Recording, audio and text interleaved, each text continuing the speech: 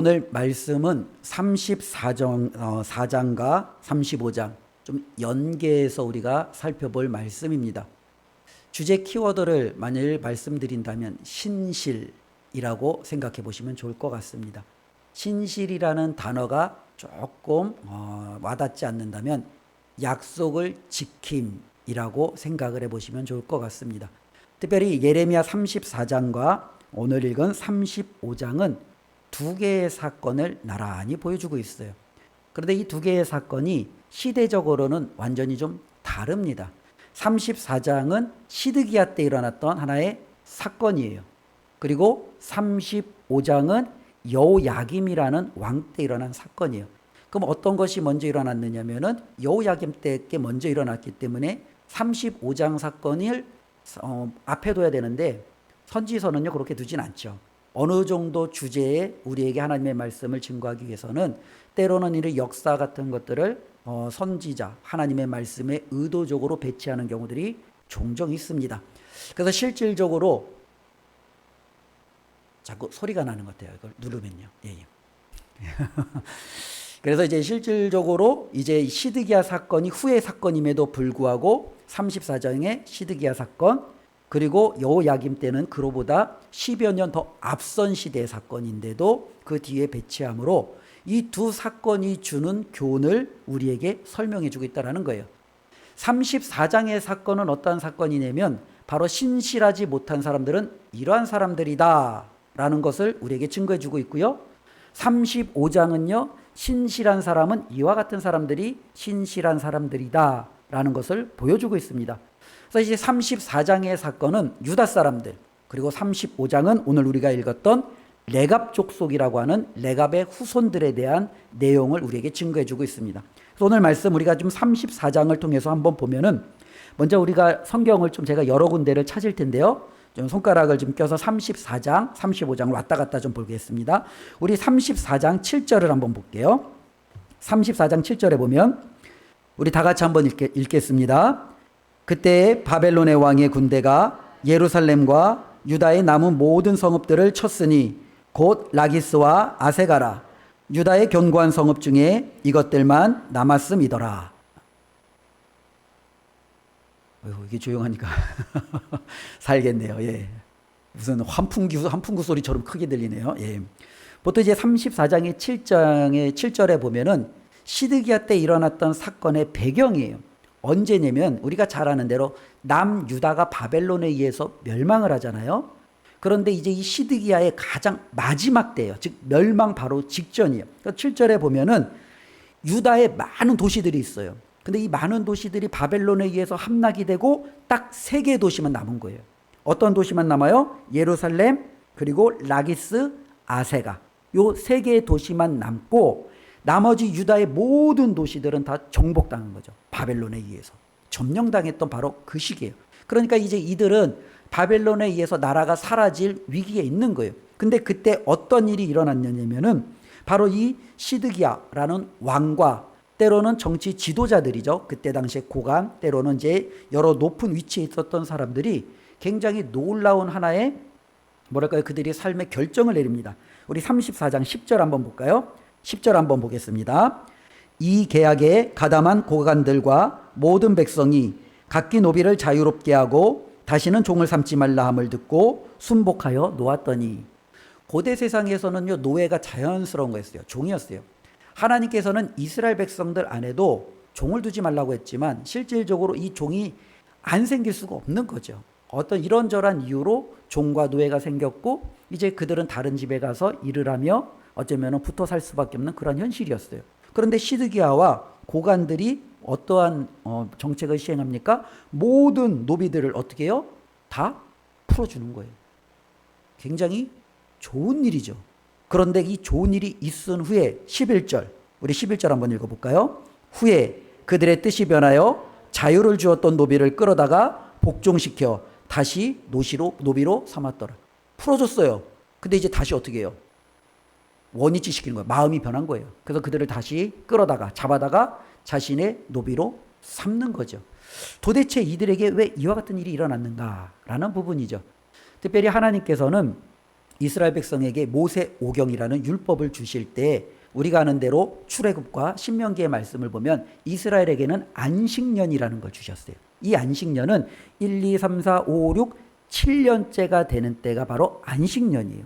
그래서 이 안식년에는요, 하나님께서 이스라엘 백성에게 독특한 다른 민족에게는 없는 굉장히 이스라엘 백성에게만 있는 특이한 것을 명령하십니다. 어떤 것을 명령하시냐면은 우리가 보통 예전에는 농경사회잖아요. 우리가 이제 19세기에 산업혁명이 일어나기 전까지 모든 지구상에 있는 많은 사람들은 농경문화예요. 그렇죠? 우리가 땅에서 경작을 해서 먹을 것을 수확을 해서 먹고 사는 거죠. 그리고 우리는 그 농작물을 가지고 물물 교환하면서 우리는 살아가는 것이 당연한 거예요. 그러니 농사를 짓는 건 너무나도 당연한데 하나님이 6년 동안은 힘써 농사를 짓되 7년째에는 농사를 짓지 말고 땅을 쉬게 하라는 거예요. 그래서 그때 7년째는요, 땅을 쉬는 거예요. 그 땅이 쉬더라도 저절로 이제 맺혀지는 곡식이 있을 거 아니에요. 근데 이 저절로 맺혀지는 이 곡식, 우리가 보통 나무를 심으면은 6년 동안은 우리가 잘 가꾸면 풍성한 가시를 맺고 7년째는 그냥 나무를 그냥 편하게 둬버리면 나무가, 이 과실나무가 아무 과실도 안 맺느냐? 아니죠. 과실을 맺긴 맺어요. 좀 못생기고 좀 벌레 먹고 그런 것들이 맺혀지겠죠. 그러나 이 7년째 맺는 이 모든 과실들은, 곡식들은 그 땅의 주인이 그것을 취하는 게 아니라 종들에게, 노예들에게, 가난한 자들이 가져갈 수 있도록 그것은 수확을 못하게 했어요. 그래서 7년째에는 땅도 쉬고 또 땅이 맺는 모든 과실은 가난한 자들이, 고아와 가부와 같은 정말로 의지할 것 없는 사람들이 그 과실을 취할 수 있도록 하나님께서 조치를 하시죠. 또 하나, 우리가 종이 되는 이유는 뭐냐면 빚 때문에 그래요. 빚. 그렇죠? 빚이 없으면 우리가 종이 되지 않는데 옛날에도 빚이라는 걸 지어요. 그럴 수 있지 않습니까? 땅이 똑같은 비와 곡식, 비와 햇볕을 받더라도 내 땅이 좋지 않아서 수확이 안 좋을 수도 있잖아요. 혹은 내 땅에 정말로 산사태가 일어나서 그의 농사를 망칠 수도 있어요. 이런저런 이유로 이젠 여러 가지 그런 농작물의 차이를 얻다 보면 그의 먹고 살기 위해서 내가 누군가의 집에 들어가서 종이 되고 또 그 사람은 나의 의식주를 책임지고 이와 같은 것들이 맺어지는데 하나님께서 7년째가 되면 모든 종을 다 어떻게 해요? 풀어주라는 거예요. 근데 그냥 풀어주는 게 아니라 그 종들이 지은 모든 빚을 다 면제하라는 거예요. 근데 하나님이 거기서 그치는 게 아니라 그 종들이 그 집에서 지금까지 일한 것에 대한 삭을 이제는 정하여 그것을 주고 자유케 하라는 거예요. 즉 포도주가 됐든 곡식이 됐든 가축이 됐든 그 종이 이제는 자유민이 되어도 나가서 먹고 살 수 있는 정착금이겠죠. 이와 같은 것을 주고선 이제는 자유케 하라는 거예요. 이게 바로 안식년이에요. 그러니까 이스라엘 백성에게만 있는 엄청난 독특한 거죠. 이 세상에 이런 것들이 어디 있어요? 만일 대한민국에 이것을 실현한다면 우리 대한민국 땅은 어떻게 될까요? 목사님의 생각에는 이게 굉장히 옛날 거겠지만 대한민국이 지구상에서 가장 그죠 행복한 나라가 되지 않을까, 없는 사람들에게는요. 그렇죠? 그런 생각이 들어요. 그렇지 않아요? 6년 동안 빚대는 거 모든 걸 다 탕감해 준대, 없게 해준대. 내가 노동한 모든 것들도 다 나한테 다시금 돌려준대. 야, 얼마나 줘요. 굶주리고 배고픈데 7년째에는 정말로 주변에 있는 모든 것들을 내가 마음껏 갖다 먹을 수 있대. 너무너무 정말로 유익하겠죠. 그런데 이스라엘에게 이와 같은 하나님의 놀라운 이 안식년이라는 율법을 줬는데 이스라엘은 지킨 적이 없어요. 그것을 지키지 않다가 갑자기 오늘 시드기야가 나라가 멸망하기 바로 직전에 이 말씀을 지키는 거예요. 도대체 시드기야와 고도관들이 왜 이 말씀을 지켰을까라고 생각을 하는 거죠. 근데 많은 사람들이 이 말씀을 보면서 생각하는 것은 선한 의도로 지키진 않았을 것이다 라는 데 의견을 모으고 있습니다. 왜냐하면 제가 주인이에요. 저에게 종이 100명이 있어요. 저는 주인으로서 이 종들의 의식주를 책임져야 되죠. 그렇죠? 먹을 것과 그들이 잠잘 곳과 입을 것을 책임져 주어야 돼요. 그런데 갑자기 나라가 망하게 생겼어. 나라가 망하게 생겼는데 이제 나 먹을 것도 없고 이제는 내도 굶주린데 내가 이 종들을 책임져야 되는데 그것이 달갑게 했어요? 달갑지 않겠어요? 달갑지 않겠죠. 왜냐하면 주변에는 적들이 둘러쳐 있고 나에게는 수입도 이제 더 이상 없고 근데 내가 가지고 있는 이 수입으로 종들을 먹여 사느니 차라리 이들을 어떻게 해요? 풀어줘 버리면, 그렇죠? 그냥 내가 가지고 있는 이것으로 어떻게 해서든지 내가 먹고 나만 근근히 버티면 되지 않을까라는 이기적인 욕구들이 더 크게 작용하겠죠.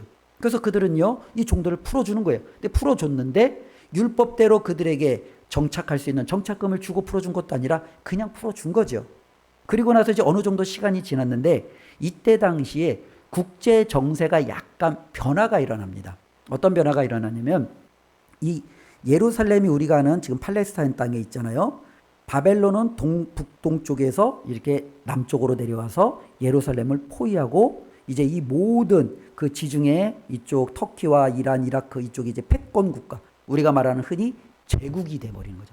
거대한 제국이 되는 거예요. 근데 이 거대한 제국이 되는 것을 가장 두려워했던 나라가 있어요. 그게 누구냐면 애굽이라는 나라예요. 이집트. 이 이집트라는 나라도 당시에 제국은 아니어도 상당히 큰 나라인데 이 바벨론이 이제 이 팔레스타인 예루살렘을 정복하면 남은 것은 어디예요? 자기네밖에 없는 거예요. 그러니까 위기의식을 느껴서 이 애굽이 바로 이 바벨론에게 보낼 군대를 모으고 있다라는 소문이 예루살렘에 들립니다. 그러니까 예루살렘의 이 시드기야와 그리고 그 고관들이 이 소식을 들으면서 잘하면 큰 나라인 애굽이 바벨론을 몰아낼 수 있겠구나. 바벨론을 몰아내면 그들은 다시금 자유를 얻을 수 있잖아요. 그런데 우리가 이미 이 종들을 다 풀어주면 손해잖아요. 그러니 다시 이 종들을 잡아다가 노비로 삼자. 그래서 애굽이 이 바벨론을 몰아내도 우리의 기득권을, 우리의 경제권을 우리가 놓치지 말자. 이와 같은 환경이 인식이 되어져 있다는 거죠. 그래서 실질적으로 34장에는요. 이와 같은 판단하에 노비를 풀어주었다가 그들을 다시 노비로 삼는 일이 있다는 거예요. 그래서 하나님께서 이 일을 딱 보니까 기가 막힌 거예요. 도대체 쟤네들은 뭘까? 라는 거예요. 34장 17절. 그래서 하나님께서 이렇게 말씀하시는 거죠. 우리 34장 17절 한번 읽어보겠습니다. 그러므로 여호와께서 이와 같이 말씀하시니라. 너희가 나에게 순종하지 아니하고 각기 형제와 이웃에게 자유를 선포한 것을 실행하지 아니하였은즉 내가 너희를 대적하여 칼과 전염병과 기근에게 자유를 주리라. 여호와의 말씀이니라. 내가 너희를 세계 여러 나라 가운데에 흩어지게 할 것이며. 하나님이 기가 막힌 거예요. 이들을 보니까 이들은 하나님의 말씀, 약속도 지키지 않았어. 그런데 노비로 풀어줬다가 다시 그들을 붙잡아 들이는 그 사람들과의 약속도 지키지 않았어요. 그러니까 이스라엘은 뭐예요? 신실하지 않았던 거예요. 하나님께도 신실하지 않고 사람 사이에도 신실하지 않냐고. 즉 그들은요, 약속을 지켜도 자신들에게 득이 되지 않으면 언제든지 헌신짝처럼 버린 거죠. 하나님을 잘 섬기겠습니다. 하나님만을 섬기겠습니다. 그랬던 그들이 바알과 아세라를 섬겼고 이웃을 저희가 잘 사랑하겠습니다. 섬기겠습니다. 했던 그들이 이웃들의 것을 착취해다가 그들을 노예로 삼고 그들을 자신들의 폭리를 취하는 수단과 도구로 그들을 만들어버리는 이와 같은 일들을 그들이 행했다는 거예요. 하나님이 너무너무 어이가 없는 거예요. 이 유대인들, 이 이스라엘 사람들을 바라보면서 그래서 하나님께서 내리는 결론이 뭐예요? 내가 칼을 자유케 하리라. 전염병을 자유케 하리라. 그리고 기근을 자유케 하리라. 어쩌면 이것은 그때 고대 근동 지방의 사람들의 일어나는 어쩌면 하나의 상투적인 표현인 것 같아요. 보통 우리도 이런 표현이 있잖아요. 그 칼을 자유케 하리라는 표현을 오늘 우리 한국 사회로 제가 좀 번역을 해보면 칼춤. 여러분들 칼춤이 뭔 뜻인지 알아요? 야, 누 칼춤 춘다. 그게 뭐죠? 칼춤 춘다는 게 뭐죠? 칼을 막 휘둘러서 주변에 있는 사람들을 그냥 막 다 그냥 상처내고 죽여버리고. 보통 우리가 칼춤 춘다라고 표현을 하거든요. 어쩌면 지금 하나님께서 그들 가운데 그렇게 하시겠다는 거예요. 칼을 완전히 풀어놓고 전염병을 완전히 풀어놓고 기근을 완전히 풀어놓아서 하나님과 이웃에게 신실하지 아니하는 이 유다 사람들을 하나님이 심판하시겠다라고 선언하시는 것이 34장의 내용입니다. 그런데 오늘 말씀은 다시금 35장에 그들과는 정반대되는 사람에 대한 내용이 나와요. 그게 누구냐면 바로 레갑 족속이에요. 이 레갑 족속은 레갑이라는 사람이 있었는데 근데 목사님이 볼 때 이 레갑이라는 사람이 아마 인간적으로는 굉장히 유명했던 사람인 것 같아요. 그래서 그 사람의 이름을 따서 레갑 족속, 그의 후손들을 레갑 족속이라고 그래요. 근데 성경에는 이 레갑이 유명한 이유는 그의 아들 요나답 때문이에요. 이 레갑의 아들 요나답이 그의 후손들에게 명령한 것을 이들이 어떻게 지키느냐에 따라서 이들을 가리켜 이제 레갑 족속이라고 얘기하는 거죠. 목사님이 보면 요나답 족속, 요나답 후손 이 훨씬 더 맞는 것 같은데 성경은 레갑 족속으로 우리에게 설명해 주고 있죠. 그럼 도대체 이들에게는 어떤 일이 일어났느냐? 이 레갑의 아들 요나답은 예후, 이 북이스라엘이 망하기 직전의 사람이에요. 그러니까 시드기야 때보다 200년 전 거슬러 올라갈 때 사람이에요. 하나님께서 여로보암이 신앙을 버리고 우상을 섬길 때 여로보암을 치는 도구로 누구를 사용하냐면 예후를 사용하십니다. 그래서 이 예후가 이제는 두 번째 왕조의 왕이 되어서 북이스라엘의 모든 우상들을 다 진멸해요. 그리고 그 우상을 섬겼던 이방 선지자들을 다 죽여요. 그리고 정말로 그 여로보암이 세웠던 수많은 우상에 대한 그 집기들을 다 제거해요. 완전히 철저히 멸망을 시킵니다. 근데 이 일에 앞장섰던 사람이 누구냐면 요나답이라는 사람이에요. 그래서 이 요나답은 예후와 같이 이방의 신과 문화와 그런 모든 것들을 철저하게 진멸하는 데 앞장섰던 사람이에요. 그러니까 하나님께 굉장히 열정을 가지고 있었던 사람이 이 요나답이에요. 그런데 이제는 모든 것이 북이스라엘에 이제 정리가 됐어요. 그러면 예후와 이제는 남은 사람들이 누구를 섬기면 돼요? 하나님을 섬기면 돼요. 하나님의 말씀을 들으면 돼요. 하나님을 잘 따르면 돼요. 그런데 이 예후가 정말로 자신이 정말로 진멸했던 모든 우상들을 다 없앤 후에 모든 나라가 안정이 되니까 다시금 이방 신상들을 가져다가 섬기기 시작해요. 바알을 섬기고 아세라를 섬기고 하나님을 저버리고 이제는 하나님을 변질시켜서 오히려 우상화해서 이스라엘 백성을 잘못된 길로 만들어가는 거예요.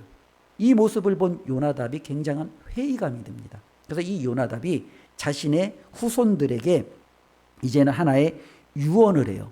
그 유언을 보면은 크게 세 가지 유언을 하는데 첫 번째가 뭐냐면 오늘 본문 읽었던 말씀 35장 1절부터 보면 쭉 나오는데요. 첫 번째가 포도주를 마시지 말라. 두 번째가 집도 짓지 말고 농사도 짓지 말라. 그래서 이제 이 레갑 족속은요, 요나답의 후손들은요, 농사를 짓지 않고 유목민 생활을 하죠, 광야에서. 그리고 세 번째는요, 그거에 이어서 평생 장막에 거하라. 즉 예후가 만든 그 도시로 들어오지 않고 그들은요, 그것에 회의감을 느낀 나머지 이제는 바깥에서 광야에서 떠도는 인생을 살아가는 거죠. 포도주를 마시지 말고 집도 짓지 말고 평생 장막에 거하고 정말 이와 같은 그런 명령을 내립니다. 근데 그와 같은 명령을 내렸는데 오늘 설명해 드린 것처럼 바벨론의 군대가 내려오잖아요. 바벨론의 군대가 내려오면서 모든 땅을 정복해요. 그러니 광야에 살고 있던 이 레갑 족속이 바벨론을 피해서 어디로 들어오냐면 예루살렘으로 피난하여 이제 들어오는 거예요. 그래서 이제 예레미야가 예루살렘에서 사역할 때 레갑 족속도 동일하게 이 예루살렘 안에 거하게 되는 거예요. 우리 그런 거 있잖아요. 우리도 이제 한국 전쟁 때 북위에서 막 밀고 내려올 때 북쪽에 있는 피난민들이 몰리고 와서 서울, 대전 이렇게 계속적으로 몰리는 것처럼 이 바벨론 군대가 몰고 들어오니까 광야에 살고 있던 이 레갑 족속도 예루살렘까지 들어오게 된 거예요. 근데 이 레갑 족속을 향하여 하나님께서 예레미야를 보내면서 굉장히 놀라운 말씀을 그들에게 전하라라고 말해요. 우리 35장 2절 말씀 한번 볼까요? 예레미야 35장 2절 같이 한번 읽어봅시다. 너는 레갑 사람들의 집에 가서 그들에게 말하고 그들을 여호와의 집 한 방으로 데려다가 포도주를 마시게 하라 하시니라. 예, 레갑 족속을 모으래요. 그리고 한 방에 놓고 그들에게 뭘 마시게 하래요? 포도주를 마시게 하래요. 근데 레갑 족속의 특징 중에 하나가 뭐예요? 포도주를 안 마시는 거예요. 그의 손주 요나단이 포도주를 마시지 말라 했는데 이 예레미야는 그들을 보려다가 너희가 포도주를 마셔라 라고 그렇게 말하는 거예요. 그런데 그들이 이 예레미야 선지자의 말을 듣고 어떻게 했습니까? 우리 6절 말씀 같이 한번 읽어보겠습니다. 그들이 이르되 우리는 포도주를 마시지 아니하겠노라. 레갑의 아들 우리의 손주 요나답이 우리에게 명령하여 이르기를 너희와 너희 자손은 영원히 포도주를 마시지 말며. 그들은 뭐라고 말합니까? 우리는 포도주를 마시지 않겠습니다. 우리의 조상 요나답이 우리는 영원히 포도주를 마시지 말라 했기 때문에 우리는 그 포도주를 마시지 않겠습니다. 무려 그 요나답이 죽은 이후 예레미야가 사역했던 이 시간이 몇 년이에요? 200년이에요. 200년 동안 그들은 포도주를 마시지 않아요. 200년 동안 그들은 장막 광야에 거해요. 그들은 집을 짓지 않아요. 그들은 자신의 선조가 말한 그것을 끝까지 지키며 그들은 살아가요. 실질적으로 그들이 가진 이 모든 것들이 얼마나 대단한지 하나님께서는 우리에게 말씀해 주고 있다는 겁니다. 다시 한번 34장과 35장을 비교해 보면 하나님의 마음이 어떠하겠습니까? 라는 거죠. 하나님이 끊임없이 말하고 하나님께서 그들에게 계속적으로 요구하시는 에도 불구하고 이스라엘은요, 헌신장처럼 버리는 거죠. 듣지 않는 거예요. 그런데 이 레갑 자손은요, 요나답 자신의 선조가 말한 그것을 200년 동안 신실하게 그들은 지켜내는 거예요. 하나님께서 우리에게 요구하시는 것은 무엇이겠습니까? 너무나도 당연한 거죠. 그래서 결론이 하나님께서는 우리에게 명확하게 보여주고 있습니다. 19절 말씀 우리 한번 읽어볼까요? 19절 읽어보겠습니다. 그러므로 만군의 여호와 이스라엘의 하나님께서 이와 같이 말씀하시니라. 레갑의 아들 요나답에게서 내 앞에 설 사람이 영원히 끊어지지 아니하리라 하시니라. 즉 인간적으로도 신실함을 지켰던 그들에게, 정말로 그들의 조상이 그들에게 말씀해 줬던 그 모든 것을 끝까지 버티며 지켰던 이 레갑의 후손들에게 하나님은 축복을 약속하세요. 내 앞에 끊어지지 아니한 영원한 후손을 너희에게 주겠다라는 거예요. 그러나 하나님 앞에 신실하지 못하고 그 약속을 저버렸던 정말로 이스라엘에게 하나님께서는 뭐라고 말씀하세요? 17절, 우리 17절 한번 읽어보겠습니다. 그러므로 만군의 여호와 이스라엘의 하나님께서 이와 같이 말씀하시니라. 보라, 내가 유다와 예루살렘의 모든 주민에게 내가 그들에게 대하여 선포한 모든 재앙을 내리리니 이는 내가 그들에게 말하여도 듣지 아니하며 불러도 대답하지 아니함이니라 하셨다 하라. 즉 하나님 앞에 신실하지 아니하고 약속을 지키지 않은 그들에게는 하나님이 선포한 모든 재앙을 그들에게 붓겠다라는 거예요.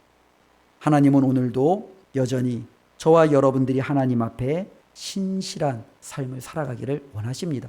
신실함이 어렵다면 말씀드린 것처럼 약속을 지키기를 원하시는 거예요.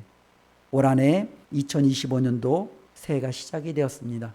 저와 여러분들이 새해 첫 연초에 하나님 앞에 계획한 것들, 하나님 앞에 다짐한 것들, 이것이 1년이 지나가기 전에 흐지부지 되는 것이 아니라 끝까지 그 약속이 이루어지기를 원하시는 거죠.